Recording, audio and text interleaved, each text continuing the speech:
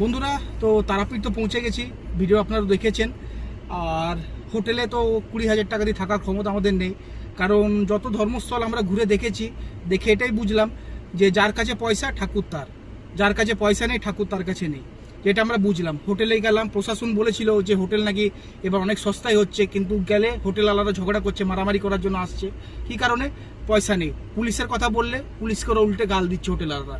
তো কিছু বলার নেই, তো আমরা খাবার তো খেতে হবে। আর আমাদের হোটেলটা একবার দেখে নিন, আমাদের গাড়ি আমাদের হোটেল, রাতে থাকা শোয়া সবই হোটেল, আমাদের গাড়িটাই, এটাই আমাদের ভরসা। গাড়ি আছে বলে আমরা আজ থাকতে পেরেছি ভালোভাবে।